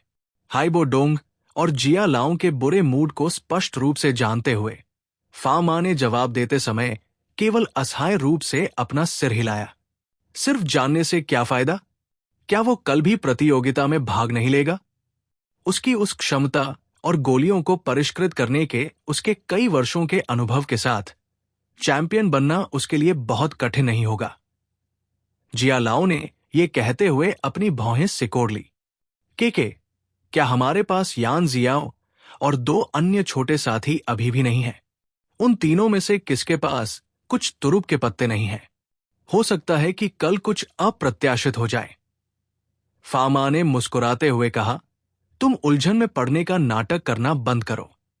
यान जियाओ और अन्य 2 छोटे साथियों में बहुत प्रतिभा हो सकती है, लेकिन वो साथी आखिरकार चू यून साम्राज्य के कीमियागर संघ का उपाध्यक्ष है।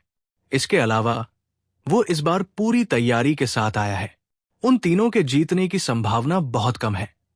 जिया लाओ ने गहरी आवाज में कहा, अगर वो साथी चैंपियन बन गया तो न केवल आपके संत की प्रतिष्ठा बहुत कम हो जाएगी, बल्कि जिया मा साम्राज्य भी कुछ समय के लिए महाद्वीप में उपहास का पात्र बन जाएगा। सबसे महत्वपूर्ण बात यह है कि एक बार जब वो चैंपियन बन जाएगा तो वो साथी तेजी से ध्यान का केंद्र बन जाएगा। जब वो समय आएगा तो ये बहुत ही समस्याग्रस्त होगा, भले ही आप उसे रास्ते में मारना चाहें। हाइबो डोंग ने कहा। जियाओ यान सबके पीछे था, चुपचाप तीनों लोगों को अपने सामने बहस करते हुए सुन रहा था। वो स्पष्ट रूप से समझ गया था कि ऐसे मौके पर बीच में बोलना सबसे अच्छा नहीं है। क्या आपको लगता है कि मैं उस लड़की युएर की क्षमता को नहीं जानता? हालांकि शीर्ष 3 प्राप्त करना बहुत मुश्किल नहीं माना जा सकता है, फिर भी उस आदमी के अचानक प्रकट होने के बिना भी उसके लिए चैंपियन बनना कुछ मुश्किल होगा। लियू लिंग के लिए उसने वास्तव में गुहे से बहुत कुछ सीखा है, लेकिन वो उम्र के मामले में पीछे रह जाता है और उसका अनुभव यान ली से बहुत दूर है। जिया लाओ ने स्थिति का विश्लेषण करते हुए भौहें सिकोड़ी। उन तीनों में से केवल यान जियाओ ही उस आदमी से मुश्किल से मुकाबला कर सकता है। हालांकि मैं निश्चित हो सकता हूं कि यान ली ने आज अपनी बहुत सी क्षमताएं छिपाई थी। कल प्रतियोगिता के अंतिम दौर में मुझे डर है कि यान जियाओ नुकसान में रहेगा। फा मा चुप था। उसका चेहरा अस्थिर था और उसकी आंखें बार बार टिमटिमा रही थी। आह, बूढ़े आदमी फा, आपको कुछ उपाय सोचने चाहिए। प्रतियोगिता में उस व्यक्ति की भागीदारी पहले से ही नियमों के विरुद्ध है, इसलिए आपको उन बेकार चीजों की रखवाली करने की जरूरत नहीं है। बस वही करे जो आपको करना है। अगर आप उस व्यक्ति को चैंपियन नहीं बनने देते तो सब ठीक है। हाइबो डोंग ने आह भरी। फा मा ने एक लंबी सांस ली और रात की ठंडी हवा में सांस ली। उसकी गति अचानक धीमी हो गई और उसने थोड़ा सिर हिलाया और फुसफुसाया, ये सही है, हमें कुछ करना चाहिए।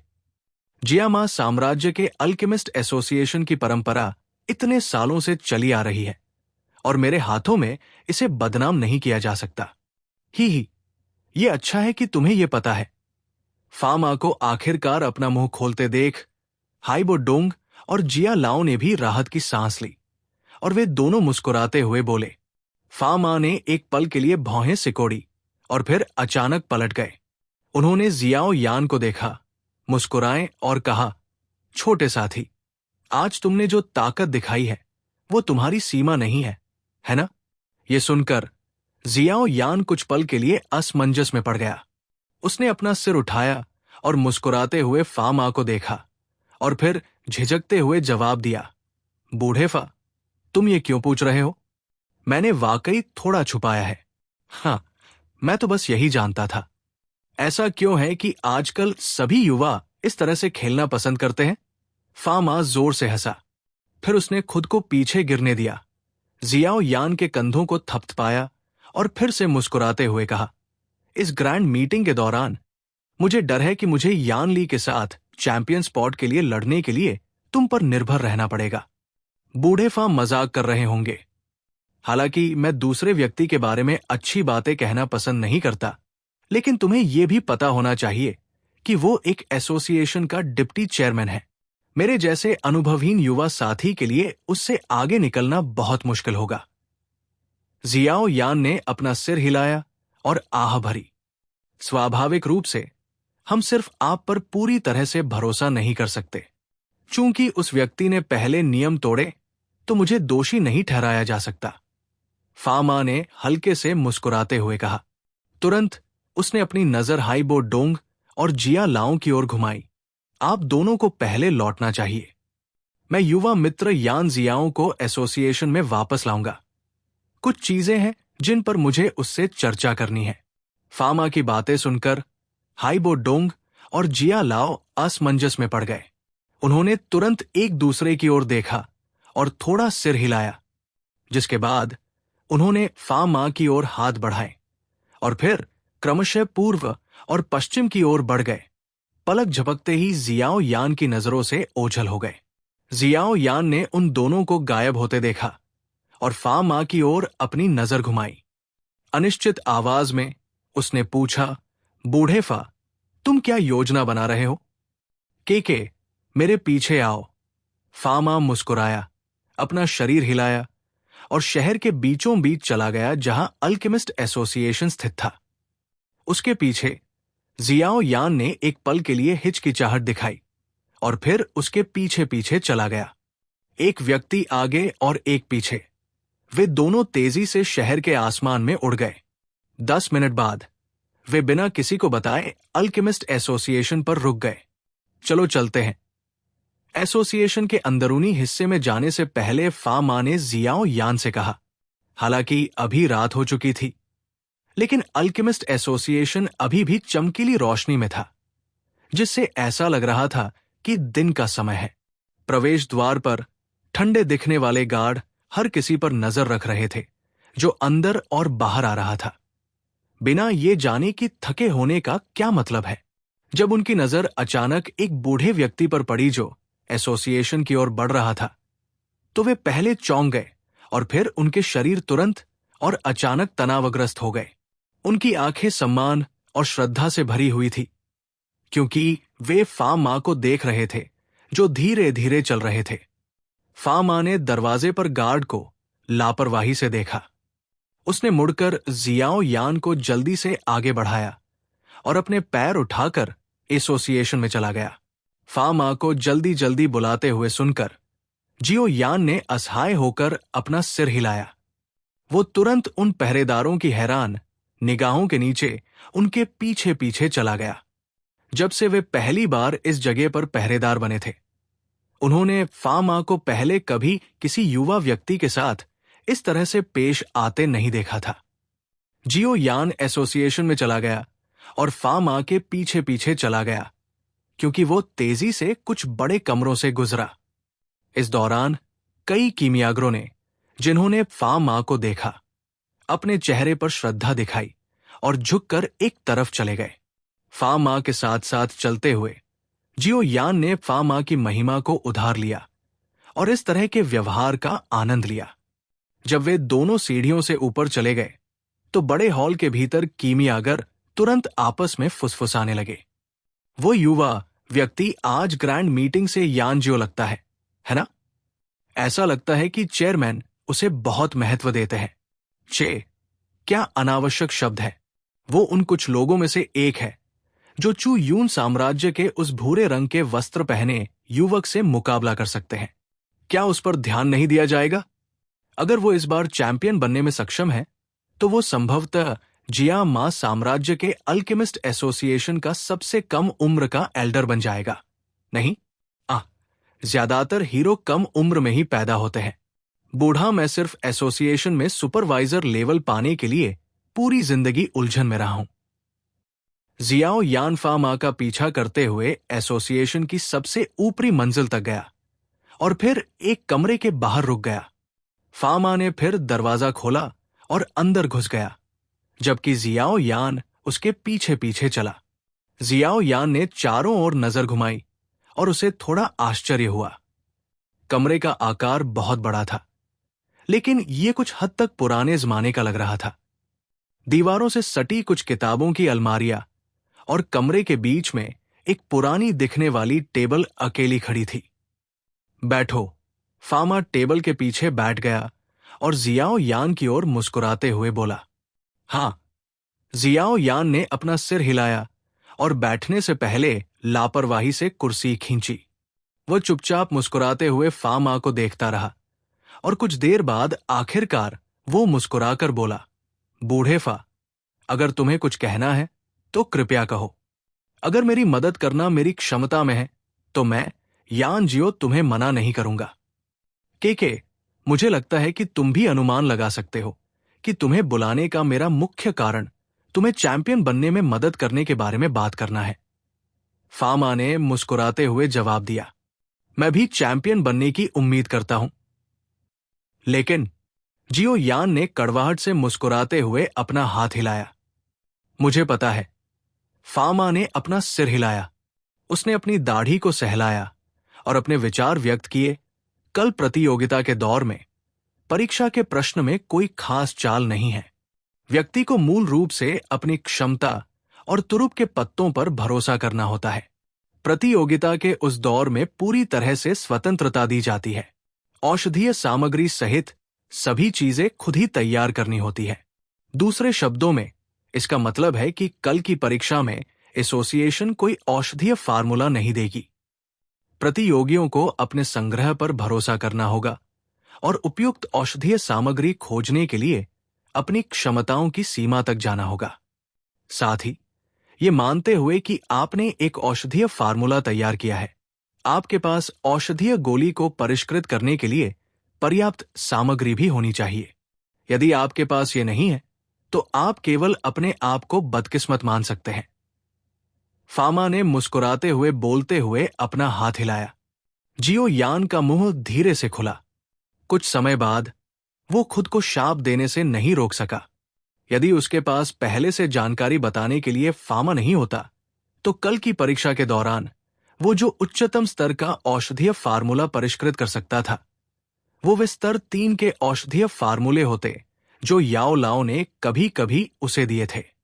हालांकि इस स्तर के औषधीय फार्मूले को यान ली, लिटिल प्रिंसेस और लियू लिंग के खिलाफ जीतना स्पष्ट रूप से बहुत मुश्किल होगा, जिनके संग्रह अतुलनीय रूप से विशाल थे। हालांकि इस तरह की परीक्षा में एक हिस्सा भाग्य की ओर झुका हुआ था, लेकिन भाग्य भी एक तरह की क्षमता है। इसलिए फामा ने मुस्कुराते हुए कहा, मेरे अनुमान के अनुसार यान ली के संग्रह में टियर 4 औषधीय सूत्र होना चाहिए। उपाध्यक्ष के रूप में उनकी पहचान के साथ उनके पास सामग्री पूरी तरह से तैयार होनी चाहिए। टियर 4 अपनी क्षमता के साथ उन्हें टियर 5 औषधीय गोली को परिष्कृत करने में सक्षम होना चाहिए, है ना? जियाओ यान ने भौहें सिकोड़ते हुए कहा, हां, वो कर सकता है, लेकिन विफलता की संभावना बहुत अधिक है। इसलिए ये इस तरह की प्रतियोगिता के लिए स्पष्ट रूप से अनुपयुक्त है। लेकिन भले ही ये टियर 4 हो, ऐसा लगता है कि मैं कुछ नहीं कर सकता। मुझे डर नहीं है कि आप मुझे घटिया होने के लिए हंसाएंगे, लेकिन मेरे पास जो औषधीय सूत्र हैं, जिन्हें परिष्कृत करने की मेरी क्षमता है, वे अधिकतम टियर 3 ही हैं। इसके अलावा कई औषधीय तत्व पूरी तरह से तैयार नहीं हैं। जियाओ यान ने आह भरी। के मैं इसका अनुमान लगा पाया। फामा मुस्कुराया और अपना सिर हिलाया। उसने जियाओ यान की ओर देखा और कहा, मैंने तुम्हें स्वाभाविक रूप से बुलाया है क्योंकि मुझे यान ली को जीतना है। इस प्रकार मैं औषधीय सूत्र और अवयवों से संबंधित समस्या को हल करने में तुम्हारी मदद कर सकता हूं। हालांकि ये केवल इस आधार पर है कि तुम इसे परिष्कृत करने में आश्वस्त हो। उस स्थिति में मुझे मोटे तौर पर यह देखने की जरूरत है कि औषधीय सूत्र किस तरह का है और इसकी क्या जरूरतें हैं। यह सुनकर जियाओ यान को कुछ हद तक मन ही मन खुशी हुई। अल्केमिस्ट एसोसिएशन की दौलत के साथ जो औषधीय सूत्र निकाला जाएगा वो निश्चित रूप से कुछ साधारण नहीं होगा। अगर वो इसे मुफ्त में प्राप्त करने में सक्षम होता तो ये स्वाभाविक रूप से एक अप्रत्याशित लाभ होता। औषधीय सूत्र निश्चित रूप से तुम्हें निराश नहीं करेगा। ये औषधीय सूत्र केवल स्तर 4 हो सकता है, लेकिन अगर कोई इसके मूल्य के बारे में बात करे तो ये निश्चित रूप से स्तर 5 के औषधीय सूत्र से कम नहीं होगा। ये उससे भी आगे निकल सकता है। फामा ने हल्के से मुस्कुराया, खड़ा हुआ और किताबों की अलमारियों के पीछे चला गया। थोड़ी देर बाद वो धीरे धीरे बाहर निकलते हुए एक स्क्रॉल लेकर आया जो स्याही की तरह काला था। अच्छा, एक बार देख लो, मुझे लगता है कि तुम्हें यह पसंद आएगा। फामा ने स्क्रॉल की प्राचीन सतह को रगड़ा और उसे जियाओ यान को सौंप दिया। जियाओ यान ने स्क्रॉल को दोनों हाथों से लिया और ध्यान से उसे खोला। उसकी नजर धीरे धीरे स्क्रॉल की सतह पर दर्ज छोटी छोटी जानकारी को स्कैन करती रही। थोड़ी देर बाद उसने धीरे से ठंडी हवा की सांस ली। ये बहुत कीमती है। 3 लाइन्स ग्रीन स्पिरिट पिल एक टियर 4 औषधीय गोली है। एक सामान्य 3 लाइन्स ग्रीन स्पिरिट पिल एक डूशी को आगे बढ़ने और दाडूशी वर्ग में प्रवेश करने में मदद करने में सक्षम है। यदि कोई दाडूशी इसका सेवन करता है तो इसका सेवन करने वाले व्यक्ति की ताकत में एक स्टार की वृद्धि होने की संभावना कुछ कम होती है और इसका कोई नकारात्मक औषधीय प्रभाव नहीं होता है। 3 लाइन्स ग्रीन स्पिरिट पिल को 3 अलग अलग ग्रेड में विभाजित किया गया है। प्रत्येक ग्रेड के परिणाम स्वरूप उसके शरीर पर एक अतिरिक्त गोलाकार पिल लाइन बनेगी। यदि ये 3 गोलाकार पिल लाइन बनाने में सक्षम है तो इसका मतलब है कि ये 3 लाइन्स ग्रीन स्पिरिट पिल का उच्चतम ग्रेड है। दाडूशी वर्ग से नीचे के लोगों को उच्चतम ग्रेड की इन औषधीय गोलियों का सावधानी से उपयोग करना चाहिए।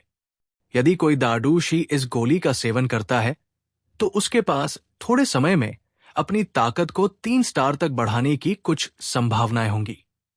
साथ ही औषधीय प्रभाव के विपरीत होने की भी एक निश्चित संभावना है।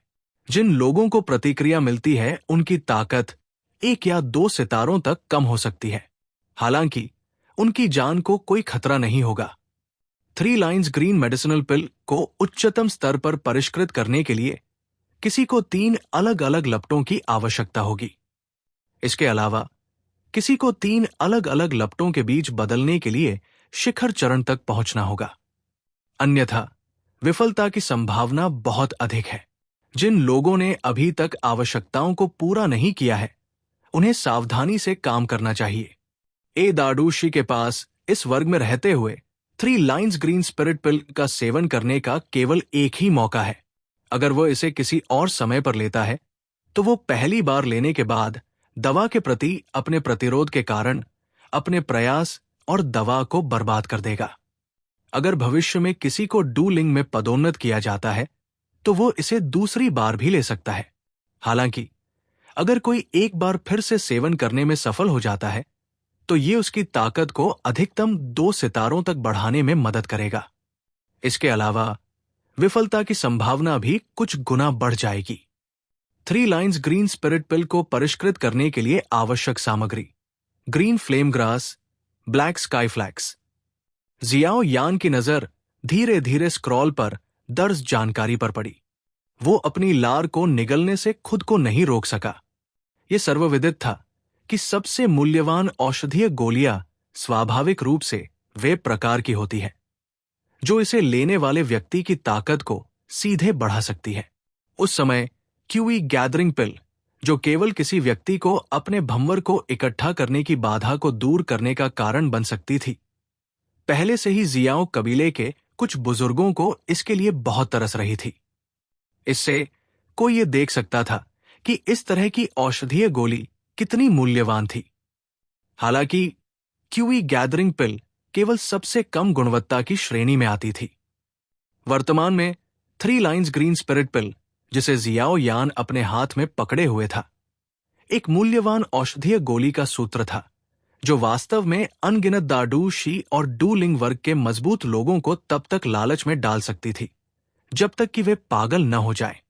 एक उच्च स्तरीय 3 लाइन्स ग्रीन स्पिरिट पिल में दाडूशी की ताकत को लगभग 3 सितारों तक बढ़ाने की कुछ संभावनाएं हैं। बस इसके बारे में सोच रहा हूं। एक दाडूशी जिसकी प्रशिक्षण प्रतिभा काफी अच्छी थी, उसे ऐसा करने में कठिनाई होगी जब तक कि उसके पास 1 से 2 साल का समय न हो।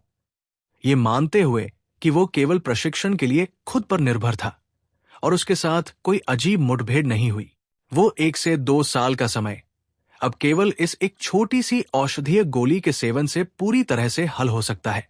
कोई कल्पना कर सकता है कि ये छोटी सी चीज दाडूशी वर्ग के उन मजबूत लोगों को किस हद तक उन्माद में डाल देगी। जियाओ यान के हाथों ने गहरे काले स्क्रॉल को कसकर पकड़ रखा था। उसने अपनी आध्यात्मिक शक्ति का उपयोग करके तुरंत उसमें निहित परिष्कृत जानकारी को स्कैन करने के आवेग का विरोध किया। इसके बजाय उसने अपना सिर उठाया और मुस्कुराते हुए फा मां को देखा। उसकी आंखें इस चीज के लिए अपनी खुद की तड़प और स्नेह को छिपा नहीं सकी। तुम्हें यह पसंद है ना? फा मां ने जियाओ यान के हावभाव को देखकर मुस्कुराते हुए पूछा। हाँ हाँ, जियाओ यान ने बार बार अपना सिर हिलाया। अगर यह औषधीय सूत्र बाजार में रखा जाता तो मुझे लगता है कि बहुत से लोग इसके बदले में उच्च जुआन श्रेणी की क्यू विधि या यहां तक कि डी श्रेणी की डू तकनीक का इस्तेमाल करने को तैयार हो जाते। फा मां ने मुस्कुराते हुए कहा। हाँ, जियाओ यान ने अपना सिर हिलाया। ये 3 लाइन्स ग्रीन स्पिरिट पिल निश्चित रूप से इतनी कीमत के लायक है। ये 3 लाइन्स ग्रीन स्पिरिट पिल एक खजाना है जिसे हमारे संघ ने लंबे समय से अपने संग्रह में रखा है। आपके हाथ में जो है वह इसकी केवल एक प्रति है। हालांकि सिर्फ सूत्र की नकल करने में ही मेरे 5 साल लग गए। संध के भीतर मूल औषधीय सूत्र के अलावा एकमात्र प्रति आपके हाथ में है। फा मां ने कहा, चूंकि ये एक कार्बन कॉपी है, इसलिए इसे केवल एक बार पढ़ा जा सकता है। इसे पूरी तरह से पढ़ने के बाद इसमें निहित शेष आध्यात्मिक शक्ति पूरी तरह से समाप्त हो जाएगी। ओह, ये सुनकर जियाओ यान को थोड़ी राहत महसूस हुई। अगर इस महंगी चीज की सिर्फ एक कॉपी होती तो संभावना थी कि फा मां इसे बाहर नहीं ले जाता। ये 3 लाइन ग्रीन स्पिरिट पिल टियर 4 मेडिसिनल फॉर्मूले में सबसे बेहतरीन फॉर्मूले में से एक माना जा सकता है।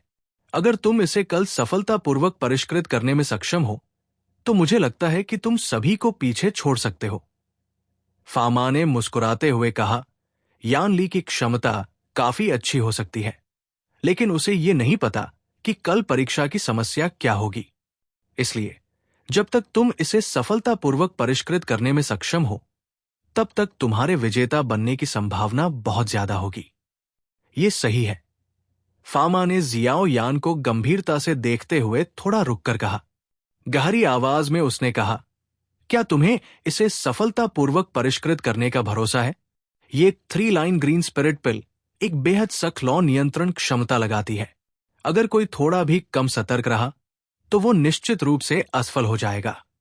जियाओ यान ने अपने होठों को सिकोड़ लिया और अपनी हथेली को धीरे धीरे गहरे रंग के स्क्रॉल से रगड़ने लगा। उस आरामदायक एहसास के कारण वो एक तरफ हटने में अनिच्छुक था। बहुत देर बाद उसने आखिरकार अपनी गहरी खामोशी से अपना सिर उठाया और गंभीरता से कहा, अगर मैं कहता हूं कि मैं इसे निश्चित रूप से सफलतापूर्वक परिष्कृत करूंगा तो मुझे लगता है कि आप इसे केवल मजाक समझेंगे।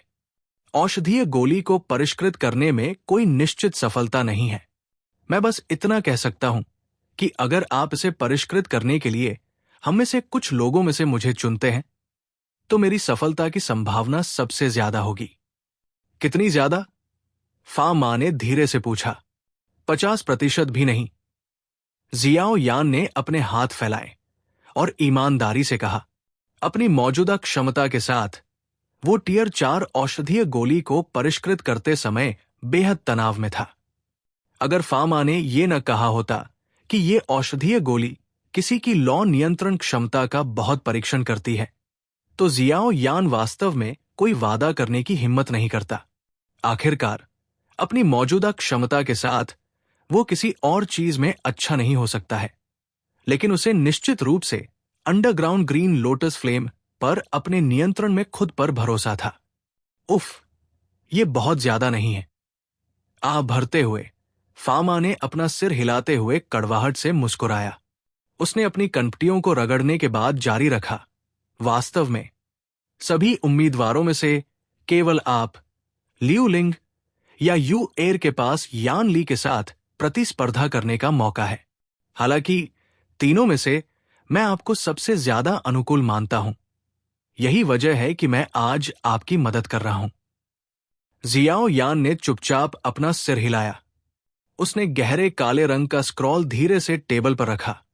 फामा को घूरते हुए कहा, मैंने जो सफलता की संभावनाएं बताई हैं, वे पहले से ही मेरी सीमा है।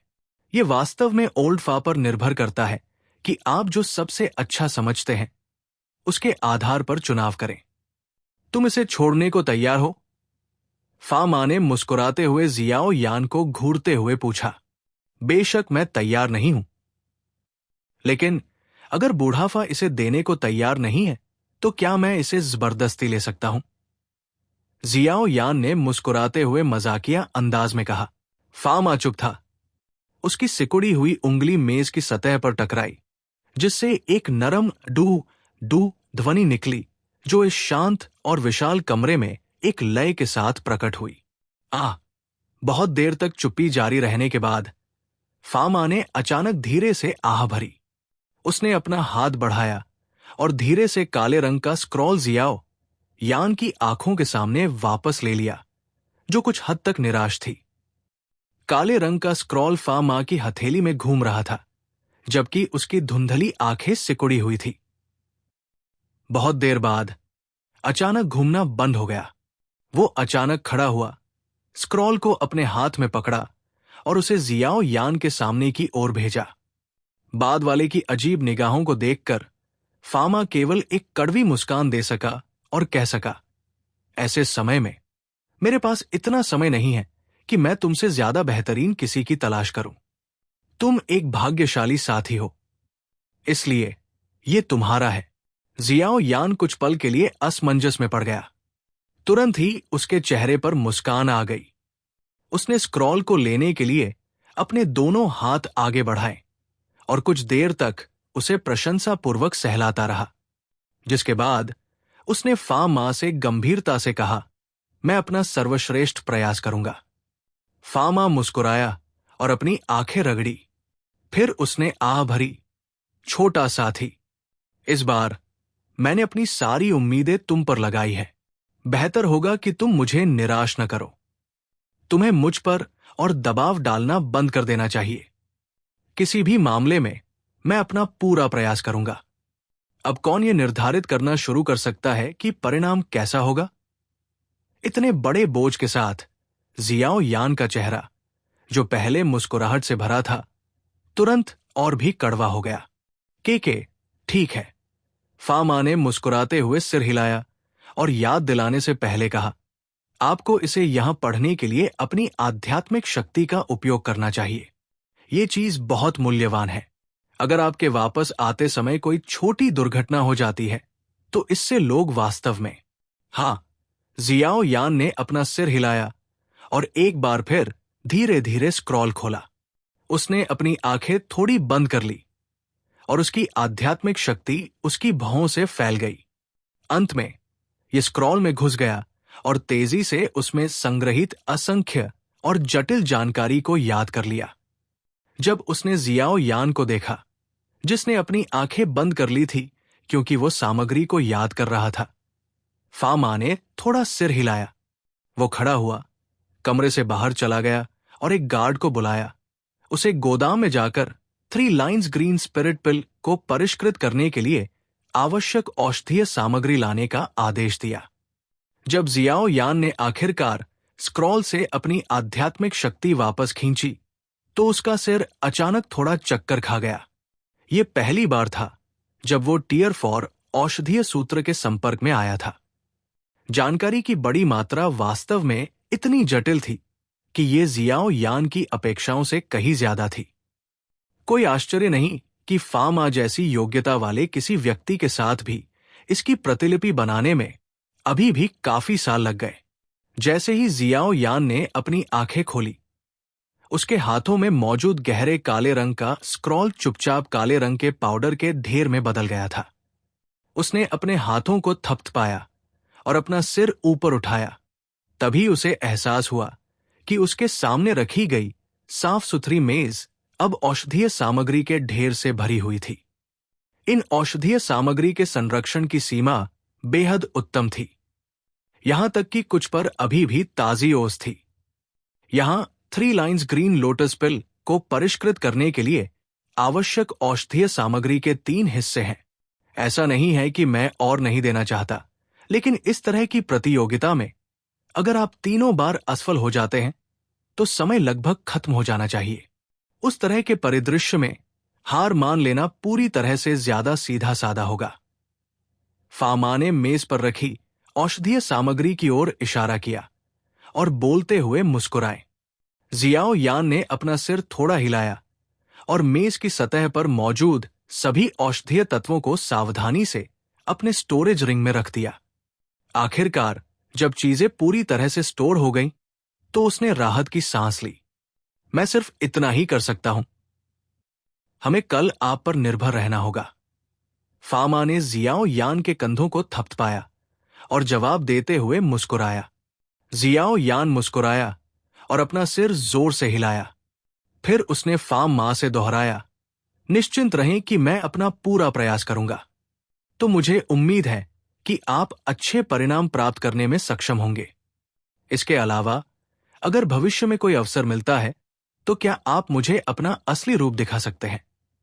फामा ने धीरे से हंसा। थोड़ी सख्त मुस्कान के साथ जियाओ यान ने अपना सिर हिलाया। अवसर जरूर मिलेगा। ठीक है, पहले से ही बहुत देर हो चुकी है। ओल्ड फा, मैं पहले विदा लेता हूं। मैं कल ग्रैंड मीटिंग में आपसे मिलूंगा। इस विषय में उलझना जारी न रखना चाहते हुए जियाओ यान ने फाम मां की ओर अपने दोनों हाथ जोड़े, मुड़ा और धीरे धीरे मुख्य दरवाजे से बाहर चला गया। जैसे ही उसने जियाओ यान की धीरे धीरे गायब होती पीठ को देखा, फाम मां ने आह भरी और धीरे से कहा, छोटे साथी, मुझे उम्मीद है कि तुम जीत सकोगे, अन्यथा मुझे बहुत बड़ा नुकसान उठाना पड़ेगा।